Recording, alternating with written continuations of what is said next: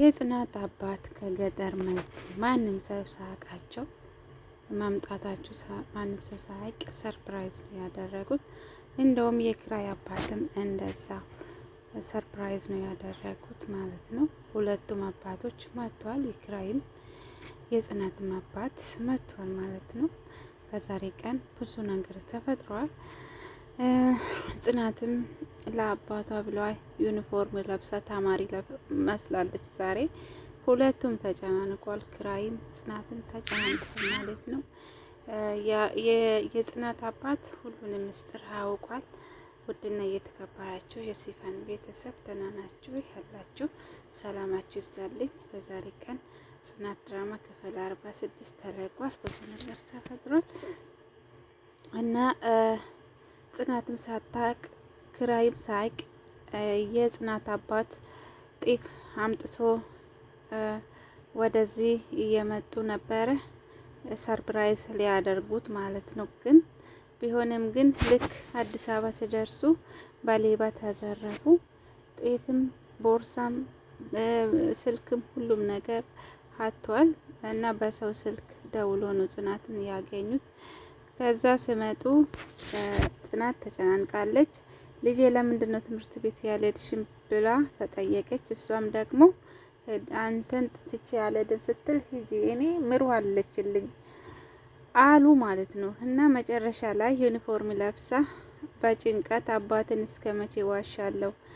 አባቴ እኮ እኔን ለማሳደግ ብሎ ሳያገባ የሞላለት ንብረት እያለ ሳያገባ በእንጀራ እናት ልጄ አትቀጣ ብሎ እኔን ለመጠበቅ እኔን ለማስተማር ይሄን ሁሉ ከኔ ጋር ሆኗል። እኔ ግን ዋሽቼ አባቴን እየተማርኩ ነው ብዬ እዚህ ይሄው ምንም ነገር እያደረግኩ አይደለም።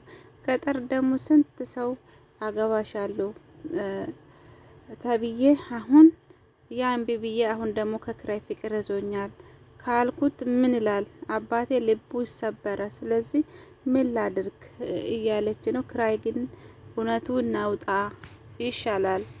አባቴም ስለመጣ ያንቺ አባትም ስለመጣ እና አንድ ላይ ይሄ ጥሩ አጋጣሚ ስለሆነ እውነቱ ይውጣ። ያ ጊዜ ይሄ እውነቱ ባደረ እየተካበደ ይሄዳል። ስለዚህ አሁኑ ብነግራቸው ጥሩ ነው አለ ኪራይ። እውነትም እኔ ኪራይ ይደግፋሉ። ኪራይ አሁን በጣም ጥሩ ልጅ ሆኗል። ከበፊቱ ተሽሎ አሁን ጥሩ ሀሳቡ ምኑም ጥሩ ነው እና እስከ መቼ ነው? እንደውም ጭራሹንም እኮ ውጤቱ የት አለ ስትባል ውጤቱ ተመልሶ ነው ትላለች። ውሸት እኮ እንደውም መጥፎ ነው። አባት ላይ መዋሸት በቃ እንደዚህ ሆኛለሁ ሰርቼ አንተን እለውጣለሁ ብዬ ትምህርቴን አቋረጥኩ ብላ እንኳን እውነታውን ብትነግረው የሚቀጥለው አመት ደግሞ ይቀጥላሉ ትምህርቴን ብላ እውነቱን ብትነግራቸው ይሻላል። በውሸት እንደውም ጭራሹንም ያስከፋቸዋል። ይሄ የጽናት ውሸት ማለት ነው። እና ጽናትም ተጨንቃለች። እንግዲህ ትምህርት ቤት ሄዳለሁ እያለች ውጪ ውላ ነው የምትመጣ። ግን ደግሞ የኪራይ አባት ሰርፕራይዝ ነው ያደረጉት። ሁሉም በተሰበሰበበት ቦታ መጡ፣ ማንም ሰው ሳያውቃቸው። እሱም ያው አደጋ ደርሶብኝ ነው አለ። እንደገና ደግሞ ጽናትም ዩኒፎርም ለብሳ ነበረ፣ የትምህርት ቤት ዩኒፎርም። ግን ደግሞ ሰራተኛ እንደሆነች ያውቃል። ቢሆንም ግን የኪራይ አባት የምር በጣም በቃ የተማሩ ማለቴ በጣም በቃ ሁሉም ነገር ወዳ ነው የሚገባቸው እና ምንም አላለም፣ ዝም ነው ያለው። እና መጨረሻ ላይ ግን ከኪራይ ጋር እያወሩ እኔ ገብቶኝ ነበረ፣ እኔ ግን አላሳፍራትም ብዬ ዝም አልኩኝ። ያው የሆነ ነገር እንዳደረገች አውቄ ነበረ አለች። አይኗንም አፍጥጣ ነበረ። የጽናት አባትም ግን አውቋል ይሄ ነገር ውሸት እንደሆነ፣ የሆነ ነገር እንደደበቅሽኝ ይሰማኛል ብሏታል። እና ብቻ በቃ የሚቀጥለው አመት ትምህርትን እቀጥላለሁ፣ ግን ደግሞ ከኪራይ ጋራ ፍቅር ጀምሬያለሁ ብላ ይቅርታ አድርግልኝ አባቴ ብትል፣ ያው መቼም ሁሉም ሰው ፍቅር ያላሳለፈ ሰው የለምና ይቅርታ ያደርጉላታል ብዬ ነው የማስበው እኔ። ጽናትና ኪራይ ግን በአሁኑ ሰዓት በጣም ጥሩ ፍቅር ላይ ነው ያሉት። በጣም ደስ ይላል። የኪራይ አባትም ጠርጥሯል። ምንድን ነው ለእሷ እየተቆረቆርክለት ነው እንዴ ነው ምንድን ነው የመካከላችሁ ምን አለ ብሎ ስጠይቀው ኪራይ ደግሞ ምንም የለም መካከላችን ምንም የለም፣ ዝም ብዬ ብቻ ህይወት ፊት አዙራበታለች፣ ለዛ ነው ማግዛት። እሷ በጣም የምታሳዝን ሰው ናት። አባቷን ለመርዳት እንደገና ደግሞ አባቷ ለምንድን ነው የመጡት? አሁን ደግሞ እየተማርኩ ነው ብላ አባቷን ዋሽታለች። እና አባቷ ያቁም እኔ እውነቱን እነግራለሁ እያለ ነው፣ ግን ደግሞ ኪራይ እየለመነ ነው። እባክህ አባቴ እንደዚህ አታድርገኝ እና በቃ ብሏል። እና ብቻ እንደዛ ነው። የዛሬ ግን ደስ ይላል። አንድ ላይ ተሰብስቦ ስበሉ። የጽናት አባት ደግሞ በጣም ምርቃት ይችላሉ። የድሮ ተረት ብዙ ነገር ደስ ይላል። በቃ እንደዚህ አይነት አባት ደስ ይላል።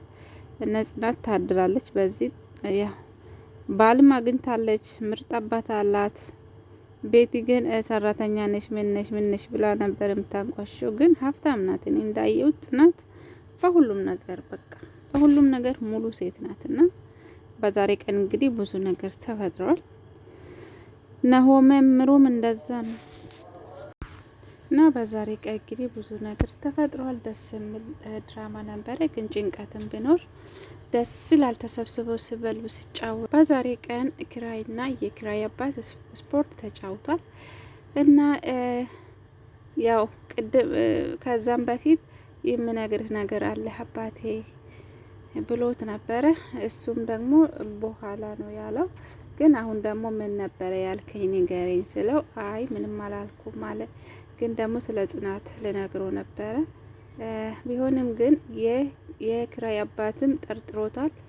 ግን ደግሞ የጽናት አባት የሆነ ነገር እንደደበቅሽኝ አውቃለሁ ልጄ፣ እኔ አባትሽ ነኝ እኮ ከዚህ በፊት ደግሞ ቤቲ ለማግባት ቀለበት አደርግለታለሁ ብሎ ሲወስን ከፍቷት ነው ወደ አባቷ ደውላ አባቴ እመጣለሁ ብላ የለቅሶ እንትና ድምጽ አለና ለዛ ነው ከገጠር የመጡት ሊጠይቁት ማለት ነው። ናፍቄሽኝ ነው ልጄ ብሎ መጥቷል። እና ቢሆንም ግን የአባት ያውቃል ብዙ ነገር። አንዳንድ አባቶች እኮ እንደ እናት ነው። እናት አሁን የሆነ ነገር ታውቃለች፣ የልጇን ህመም፣ የልጇን ደስታ፣ የልጇን ሀዘን ሁሉ ነገር ታውቃለች። እና አንዳንድ አባቶች ደግሞ በተለይ ልጃቸውን ብቻቸውን ያሳደጉት አባቶች ብዙ ነገር ያውቃሉ ስለ ልጃቸው ማለት ነው።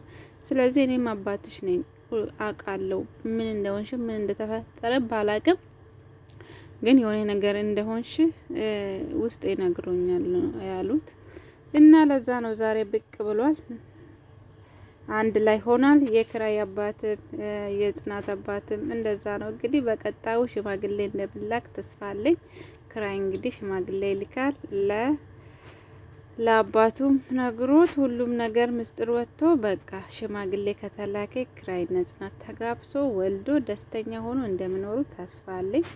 ምክንያቱም የሚቀጥለው አመትም ደግሞ ማማር ነው የምትፈልገው፣ ትማሪያለሽ ብሏታል። እንደውም ጥሩ ነው።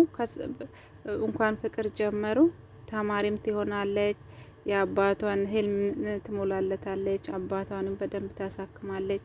ጥሩ እኮ ነው። ኪራይ ማግኘቷ በጣም ጥሩ ነው እና ደስ ይላል። ግን ፍቅራቸው ይበልጥ እኔ በጣም ነው ያስቀናኝ። እንደዛ ነው። ምሩና ናሆምም አንድ ላይ ቢሆኑ ደስ የሚሉ ጥንድ ናቸው። ግን ደግሞ ሩቅ ሆኖ እየተነፋፈቁ ነው የሚኖሩት። ብቻ ቢሆንም አንድ ቀን አንድ ላይ መሆናቸው አይቀርም ብዬ ነው ማስበው ውዶቼ። የዛሬ ድራማ ይሄን ይመስል ነበረ። ግን ደግሞ እኔ ደስ ብሎኛል አንድ ላይ ሆኖ እንደዚህ ሲደሰቱ ሲጫወቱ በቃ እንደዛ ነው። ግን ጽናትም ደግሞ ከጭንቀት ጽናትና ኪራይ ከጭንቀት ለመላቀቅ እውነቱን አውጥቶ በሰላም ቢተኙ ይሻላል። እስከመመለስ አባቱ እስከ መቼ ነው እንደዚህ ተማሪ ሆና የምትቀጥለው? ለዛ ነው ኪራይ በቃ እውነቱ መውጣት አለበት። ናሆምም ምሩም እንደዛ ነው ያለችው።